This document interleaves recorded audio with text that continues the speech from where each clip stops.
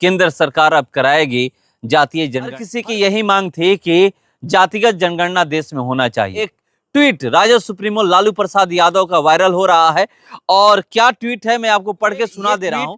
3 सितंबर 2024 का है और ट्वीट उस समय किए थे कि इन आरएसएस बीजेपी वाला का कान पकड़ दंड बैठक करा, इनसे जातिगत जनगणना कराएंगे। इनका क्या औकात है जो ये जातिगत जनगणना नहीं कराएंगे। आजादी के बाद जातिगत जनगणना नहीं हुआ है, आजादी से पहले ही जातिगत जनगणना हुआ था, उसके बाद से जातिगत जनगणना नहीं हुआ। उनके मंसूबों पर पानी फिर गया है जो लोग जातिगत जनगणना को लेकर के राजनीति कर। मोदी कैबिनेट में लिया गया अहम फैसला, केंद्र सरकार अब कराएगी जातीय जनगणना। आज कैबिनेट की बैठक थी, उसमें यह निर्णय लिया गया कि पूरे देश में जातिगत जनगणना कराया जाएगा और ये मांग आज की नहीं है, बरसों की मांग है। और चाहे राहुल गांधी की बात करें, राजद सुप्रीमो लालू प्रसाद यादव की बात करें, तेजस्वी यादव की बात करें और जितने भी विपक्ष के वो नेता हैं, अखिलेश यादव की बात करें, हर किसी की यही मांग थी कि जातिगत जनगणना देश में होना चाहिए। 2024 का लोकसभा जब चुनाव हो रहा था तो विपक्ष के तरफ से प्रमुख मुद्दा था कि अगर हमारी सरकार बनती है तो हम पूरे देश में जातिगत जनगणना कराएंगे, मगर सरकार नहीं बनी। उसके बाद से लगातार दबाव बनाया जा रहा था, कहीं भी किसी भी मंच पे, या चाहे सदन की हम लोग बात करें या फिर बाहर सड़क पे बात करें, हर जगह यही कहा जा रहा था विपक्ष की तरफ से कि जातिगत जनगणना हम लोग कराएंगे और करवा कर ही रहेंगे। जैसे ही जातिगत जनगणना का यह ऐलान हुआ कि जातिगत जनगणना केंद्र सरकार कराएगी, वैसे ही एक ट्वीट राजद सुप्रीमो लालू प्रसाद यादव का वायरल हो रहा है और क्या ट्वीट है मैं आपको पढ़ के सुना दे रहा हूं। 3 सितंबर 2024 का है और ट्वीट उस समय किए थे कि इन आरएसएस बीजेपी वाला का कान पकड़ दंड बैठक करा, इनसे जातिगत जनगणना कराएंगे। इनका क्या औकात है जो ये जातिगत जनगणना नहीं कराएंगे। इनको इतना मजबूर करेंगे कि इन्हें जातिगत जनगणना करना ही पड़ेगा। दलित, पिछड़ा, आदिवासी और गरीब का एकता दिखाने का समय अब आ चुका है। ये ट्वीट किए थे 3 सितंबर 2024 को। ये ट्वीट करने के पीछे रीजन भी था, समाज की एकता और अखंडता के लिए खतरा है जातिगत जनगणना, ये कहना था आरएसएस का।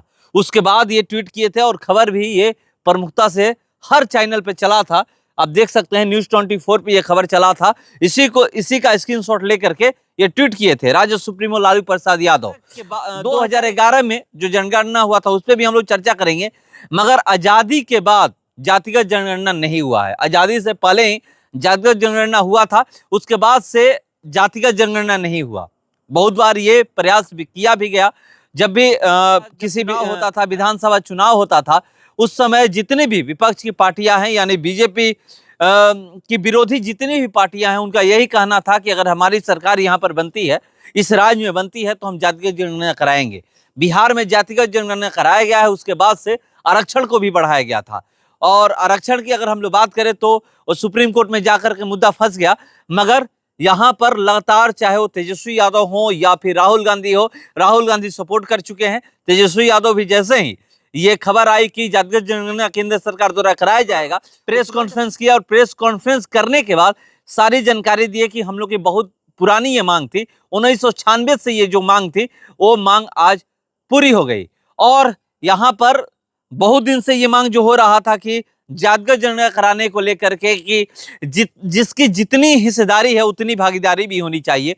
अब देखते हैं कि जातिगत जनगणना कब होगा, क्योंकि राहुल गांधी का जो समर्थन है वो ये है कि ये पहला कदम है।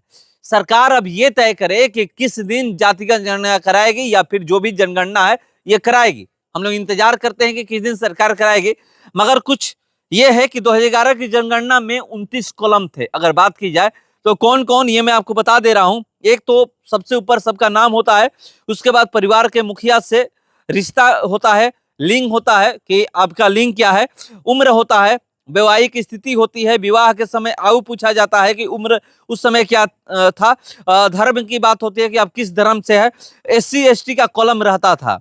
अब इसमें सभी जातियों की डिटेल भरी जाएगी। पहले SC ST का सिर्फ कॉलम रहता था, अब जितनी भी भारत में जातियां हैं सबका डिटेल भरा जाएगा। डिसेबिलिटी होते, मातृभाषा की आपका भाषा कौन सा है, अन्य भाषा का ज्ञान है तो वो भी 11 नंबर पे 2011 में था। लिटरेसी स्टेटस, बच्चे की स्कूल की उपस्थिति क्या है ये था। उच्च शिक्षा स्तर, मतलब आप कितना पढ़े लिखे हैं, ये था एक कॉलम, ये था एक कॉलम कितने बच्चे हैं आपके, ये था कितने पैदा हुए थे पिछले एक साल में, जो बच्चा पैदा हुआ है उस बच्चे का विवरण हुआ है या नहीं है ये विवरण देना था।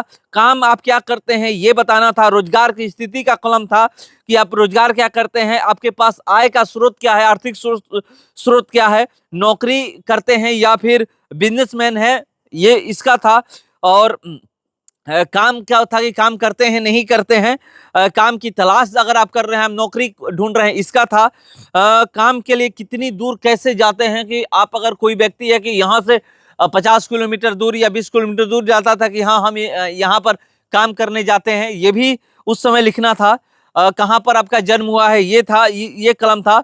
माइग्रेशन की बात होती थी कि माइग्रेशन की स्थिति क्या है, और देश छोड़ा है तो क्यों छोड़ा है इसका भी डिटेल आपको भरना था।